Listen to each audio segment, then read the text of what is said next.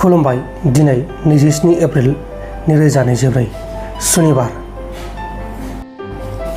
दरंआव आसाम पुलिसा बिजेपिनि फ्लेगखौ सावना होनायनि जाहोनाव 5 सुबुंखौ एरेस्ट खालामदों।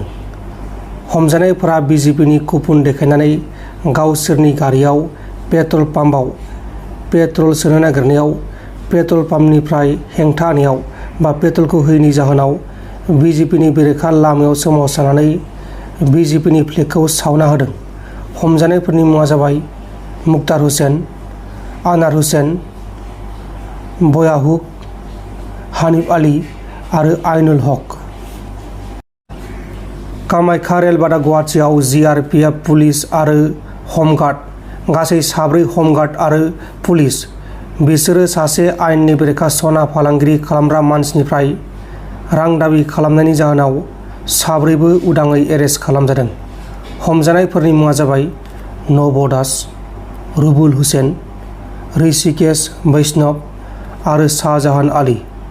बिसोर सना फालांगिरिनिफ्राय रांखौ दाबिनानै 4 लाख रांखौ लाबाय थानाय समाव उदाङै हमजादों।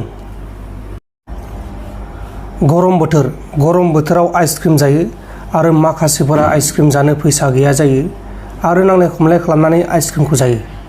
आइसक्रिम दखानिखौ सिखाजों खेबसे नङा, खेबनै नङा, गोबां खेब गोबौवाथारजों सुदों।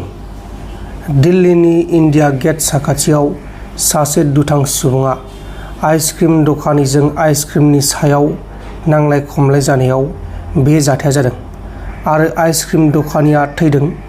थैनाय आइसक्रिम दखाननि मुङा जाबाय प्रभाकर, 25 बोसोर बैसोनि, आरो दायनिगिरिया जाथायखौ खालामखांनानै स्पटनिफ्राय खारखोमालांदों।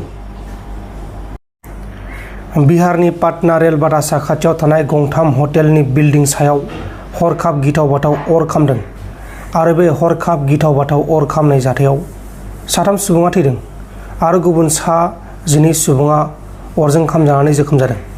लोगोसे बे जाथायाव लाखिनानै दोननाय गोबां गारिफोर, अट' रिक्सा आरो बाइकफोराबो अरजों खामनानै सिलिंखार जादों। शिबसागराव सासे असमिया इउटुबारआ लामानि जाब्रबथाय जानानै जिउ गोमादों। थैनाय इउटुबारनि मुङा जाबाय अंकुर राज शर्मा। अंकुर राज शर्माया गावनि बुलेट बाइकजों थांबाय थानाय समाव गंसे लाखिनानै दोनखानाय टाटा मेजिक गारि बा फेन गारियाव हारसिंनो सौदावहैदों आरो बे जाथाया जादों।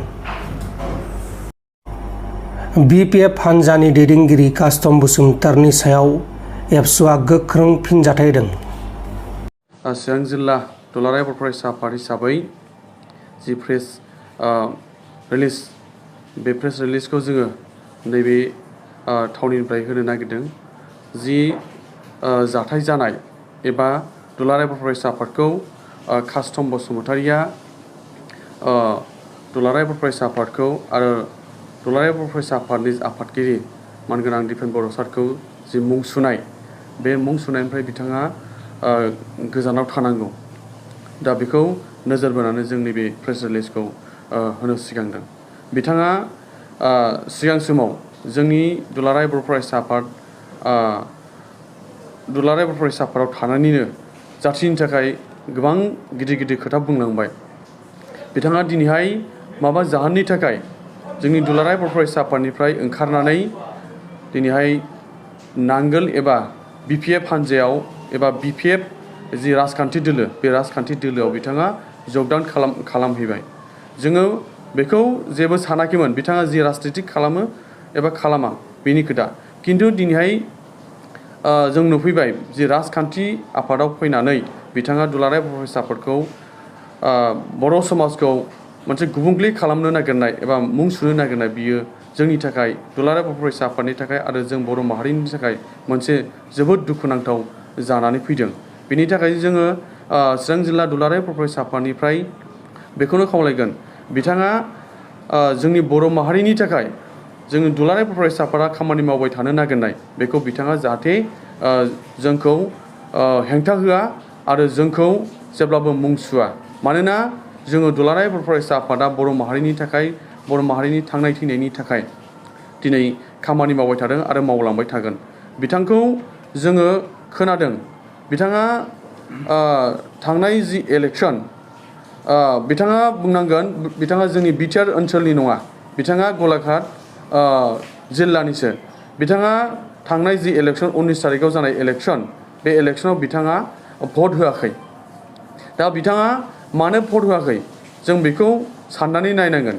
जोङो कास्टम बसुमतारीखौ जों सिगाङाव दुलाराय बर' फरायसा आफादाव थानाय समाव गोबां मान होयोमोन, गोबां सनमान होयोमोन। नाथाय दिनै जों फैनानै नुबाय बिथाङा राजखान्थि आफादाव हाबनाय लोगो लोगो बेयो माने बेनाव जाथिनि खोथा बुंदोंबाबो जों दुलाराय बर' फरायसा आफादाव थानाय समाव दुलाराय बर' फरायसा आफादाव थानाय समाव दिनैनि बे समाव जों नुबाय बिथांनाव एक फथाबो माने जाथिनि सेन्टिमेन्ट गैया। बिथाङा जि खोथा बुंदों बेयो माने जोंनि थाखाय गोबां माने सहायथावै मोनसे दुखुनांथाव माखासे जाथायफोर एबा खोथा। दा बेखौ जों बुंबाय। बिथांखौ बुंनांगोन बिथाङा दुलाराय बर' फरायसा आफादनिफ्राय मानो जानगारलांखो एबा दुलाराय बर' फरायसा आफादनिफ्राय मानो ओंखारनानै गुबुन आफादाव थांनो गोनां जाखो। निस्सय बाहाय माबा मोनसे सिङाव थाखोमानाय जाथायफोर दङ, जों बेफोरखौ मिथियो। जोङो गाबोनहाय बेखौ खुला खुलि बुंनानै होयोबा बिथाङा गोबां लाजिनांगोन। दा ओंखायनो जोङो गावजों गाव बिदि जोङो लाजि फोनांलायनाय बिदि माबायाव थांनो नागिराखै। दा जोङो खावलायदोंल' बिथाङा जाहाथे दुलाराय बर' फरायसा आफादनि आफादगिरि दिपेन बर' सारखौ जाहाथे मुं सुवा, हारिनि थाखाय मोनसेबो हेंथा खोथा बुङा, जों बेखौ खावलायदों। बिथाङा खोनादों बिथाङा खेराइ रिजर्टआव थायोनो, चिरांनि जि खेराइ रिजर्ट बाथौ खेराइ रिजर्ट बेयाव थायो। बेयाव थानानै बिथाङा मा खालामबाय थायो सानफ्रामबो, जों बेखौ सानबाय थादों। बिथाङा बेबादि खेराइ रिजर्टआव थानानै एबा बायदिसिना ससियेल एक्टिभिटिस बे एक्टिभिटिसखौ बिथाङा खालामबाय थायो, जों बेखौ खोनादों। बिथाङा बेफोरनिफ्रायबो गोजानाव थानांगोन। बेफोरनिफ्राय माबा मोनसे बार बारनानै एबा बेफोरनिफ्राय माबा मोनसे खोथा मोननानै जोंनि समाजाव गुबुंले बारहावा सोदों नामा सोरनिबा खोथा मोननानै। दा बिथाङा बेफोरखौ जुदि सानदोंबा एबा समाजाव गाज्रि खोथा बुंनो सानदोंबा बेफोरखौ जोङो सहायनानै थानाय नङा। जोङो बिथांनि हेंथायै जोङो गोख्रों राहा लागोन। जोङो दुलाराय बर' फरायसा आफादा हारिनि मोनसे खामानि मावग्रा मोनसे आफाद। जों बाहाय चिरां जिल्ला दुलाराय बर' फरायसा आफादा जोङो रावनिबो हेंथायै एबा बर' माहारिनि बर' जाथिनि हेंथायै जों खोथा बुंनाय नङा।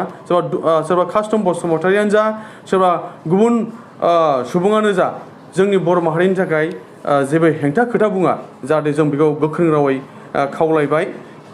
आरो नोंथांमोन दिनैनि खौरांफोरा बेखिनिल'मोन। बेखिनिसिम नायनायनि थाखाय नोंथांमोननिसिम रोजा रोजा साबायखर। गोजोन्थों। एसेनोसै। जय बर' हारिनि।